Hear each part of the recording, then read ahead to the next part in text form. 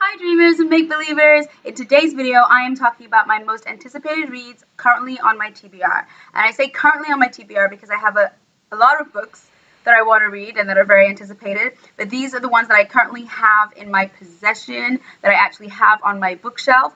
And also, yes, I'm doing the bookshelf reads, not the total reads, because I have quite a few anticipated reads on my Kindle as well. So I'm just doing the ones that I currently have physically in my possession that I cannot wait to get to. And this was really difficult, but I managed to narrow it down to 6 books because that's quite a lot, I feel. I mean, the way I talk, because you know me, I ramble, so it seemed like a good idea to just have 6 books, and that should be a that should be a nicely lengthed video, and they are my most anticipated reads that I currently have in my possession. I need to stress that they are the reads that I currently have in my possession, because there are some, like Crooked Kingdom, which I do not yet have, which is very, very highly anticipated. And if you have read it, I'm so jealous of you right now.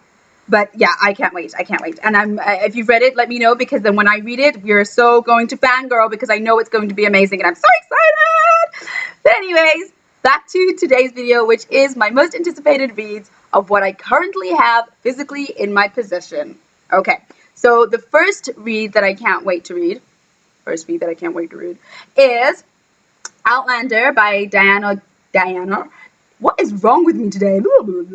Is Outlander by Diana Gabaldon. And the reason I can't wait to read this one, and the reason that I bought this one, is because I'm sure many of you know A Book Utopia, Sasha Alsberg, absolutely loves this book, and she goes on and on about it whenever she can. And I've watched her videos for a really long time now, and I've never thought to get it. Well, I was like, oh, it sounds interesting, and you know, like Scotland and going back in time and all this stuff, it sounds really interesting. And I was like, oh, maybe one day. But you know, after watching her videos a few times, and of course, you know, she just, you know, she sells it pretty well. And eventually I was like, you know what, I went on a book shopping spree. It was there. I was like, yes, you know what, let me get it. And then I read the back, and then I started reading the first page, and now that I've done that, I'm actually very excited to read it.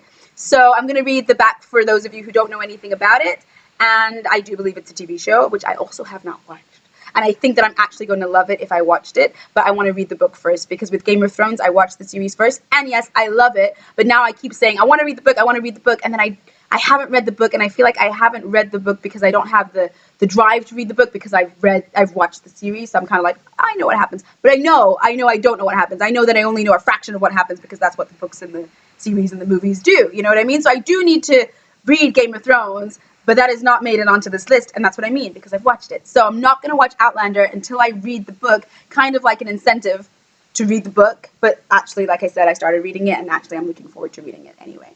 But yes, so let me just read the back for those of you who have no idea what Outlander is about, like me. Well, like me until I read the back. So it says, what if your future was the past? And then 1946, Claire Randall goes to the Scottish Highlands with her husband Frank. It's a second honeymoon, a chance to learn how war has changed them and to reestablish their loving marriage. But one afternoon, Claire walks through a circle of standing stones and vanishes into 1743, where the first person she meets is a British Army officer, her husband's 6 times great-grandfather. Now that just really got my attention, that one. And then it says, unfortunately, Black Jack Randall is not the man his descendant is, and while trying to escape him, Claire falls into the hands of a gang of Scottish outlaws and finds herself a Sassenach, an outlander, in danger from both Jacobites and redcoats. I'm going to have to familiarize myself with the terminology, but yeah, Jacobites and redcoats. Marooned amid danger, passion, and violence, her only chance of safety lies in Jamie Fraser, a gallant young Scots warrior. What begins in compulsion becomes urgent need, and Claire finds herself torn between 2 very different men in 2 irreconcilable lives. I actually know that word, irreconcilable lives. And I think that that's really captivating as well, like that idea and the past and the future, but the merging. And for those of you, I don't know if you've ever seen Kate and Leopold, but it kind of gives me that kind of feeling. Not read Kate and Leopold, watch Kate and Leopold. It's with Hugh Jackman, I do believe, and Meg Ryan, and it's like she, you know, he comes from the past to the present. It's a movie, and he comes from the past to the present, and you know, they kind of have a thing, and it's like parallel universes, which those of you who also know me, you know, my book is parallel universes. So I do like that kind of thing. So I kind of like this idea of 1946 running parallel to 1743 and that kind of going together thing. And two guys, you know, why not? Scottish warriors, why not? So that's one book that is highly on my TBR that I currently have in my possession. It is not this. Yeah, just to say, this is not an order of what I want to read. It's just it's just the first book I picked up, and I'm very excited about it. Yeah. So these 6, yeah, there's not in order.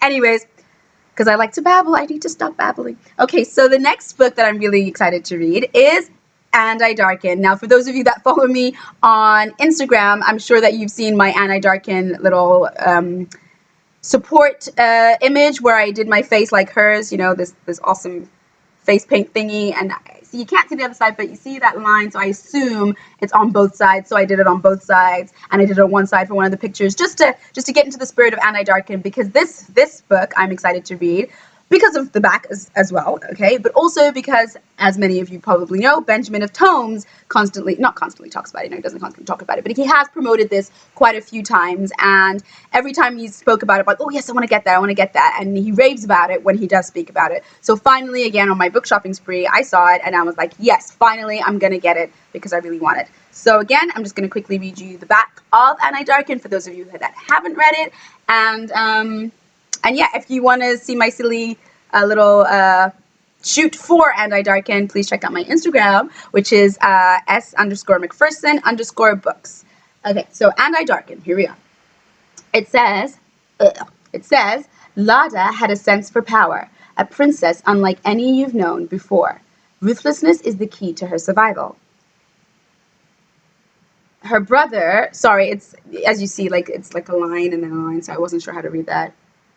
I think, actually, Lada had a sense for power, the fine threads that connected everyone around her, the way those threads could be pulled, tightened, wrapped around someone until they cut off the blood supply or snapped entirely. Now that just sounds viciously delicious, okay? And then the other thing that's in the white says, a princess unlike any you've known before, ruthlessness is the key to her survival. Her brother, Radu, is everything she is not, beautiful, introspective, and delicate. At first, Lada takes Mehmet for an enemy. He is, after all, son of the Sultan holding her captive. Their 3 lives balance on a knife edge, and the ties that bind them together will be stretched to breaking point. I just love that idea, that imagery of balanced on a knife edge. I just really like that. But also, I just like the description, and it sounds really good, and I like the cover, and I like Benjamin of Tomes, and he promoted it, so I was like, yeah, okay. Okay, the next book that is on my list of most anticipated reads, and now this one is definitely high on the list, but there's only 6, but it's definitely high on the list. And again, I'm not going to go into too much detail because many of you already know from my previous videos, but this series did not disappoint me, but I did stop reading it for a while because it did not go the way that I wanted it to go. In the 3rd book, you'll understand when I show it to you. So this is now the 4th book that I've had time to come around, and I've spoken to other people that have read it, and I've got the group of supportive readers that I'm finally getting, which I love this. And, they've been like, listen, dude, just read the books. This is a great series. It's Sarah J. Maas. Really, do you have to question it? So I'm sure many of you already know what I'm talking about. It's Queen of Shadows in the Throne of Glass saga. Sorry, the lighting's not great. It's Queen of Shadows in the Throne of Glass saga, which I absolutely, absolutely, absolutely love Throne of Glass. I fell even more madly in love with Crown of Midnight. And then Heir of Fire did not live up to my expectations, and not in the sense that it was badly written or anything like that, because Sarah J. Maas is Queen Bey, and she cannot do anything wrong. Let's not get it twisted. But the story itself did not go the way I wanted it to go. Mostly the shipping, I will not get into it, but the shipping that I wanted, the pair that I was shipping and rooting for, did not seem to be working out the way I wanted it to work out, and so I got a little bit upset, and I had to kind of just take a moment from Throne of Glass series, but then everyone tells me it's really good and it's fine and it'll work out, so I'm very, very excited to read the Queen of Shadows book 4 in the Throne of Glass series. And again, for those of you that follow me on Instagram, you will know that I have just purchased Empire of Storms. Woo! So now I really have to read this because, Empire of Storms is now out and physically in my possession. So it's definitely one of my anticipated reads, but it hasn't made it on this list because it's not anticipated until I finish this bad boy. So that's number 3. Now, the 4th book that I'm really looking forward to reading is Ruin and Rising. And you know what? I think I picked up the wrong one. I picked up the wrong one.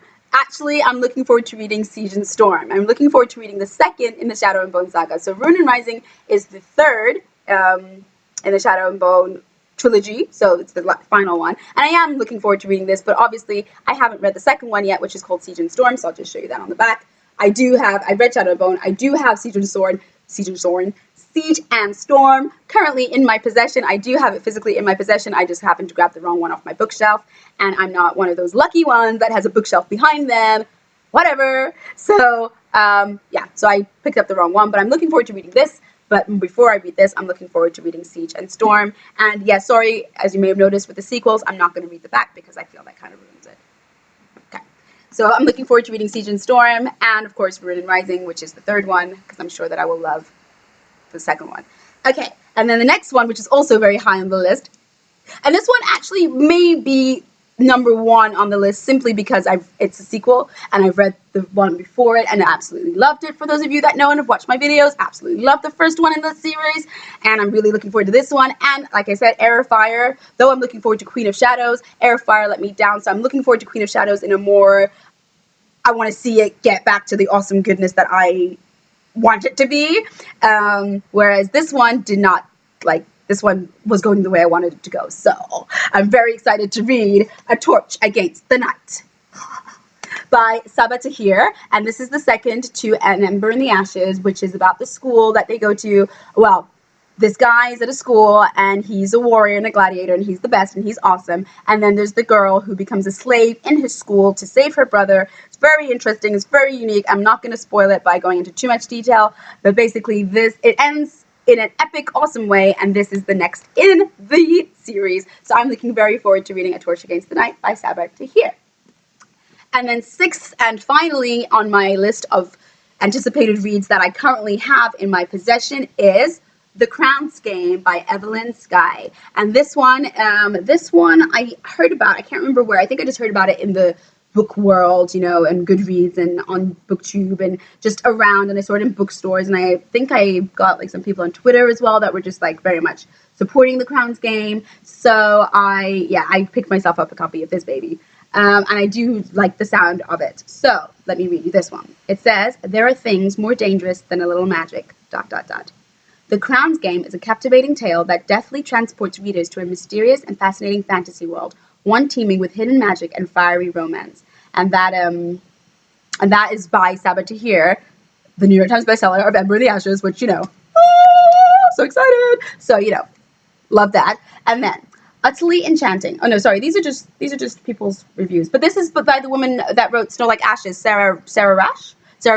And she also, Snow Like Ashes, Ice Like Fire, Snow Like Ashes, that saga is another one that's on my anticipated reads, but not currently in my possession. So not in this video, but anticipated. So she says, "Utterly enchanting. The true wizardry is an atmosphere. Sky," you know what? It's interesting, but I want to read you the blurb. So where did I see the blurb? Is this it? 1 second. I think this is it. It's actually quite long.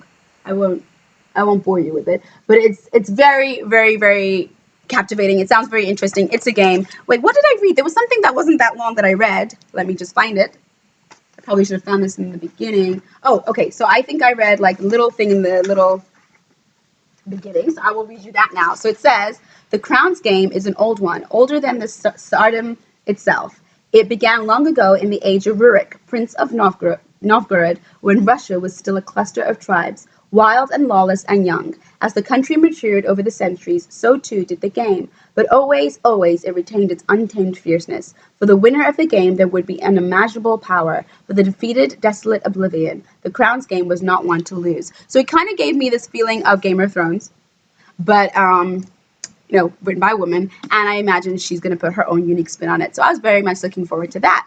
So those, as there you have it, are my 6 most anticipated reads that I currently have physically in my possession, not on the Kindle.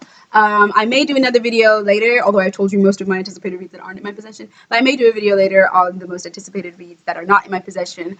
You will expect to hear Crooked Kingdom on that list. And yeah, that's all. I hope you've had a wonderful day, and I will talk to you again soon. Bye!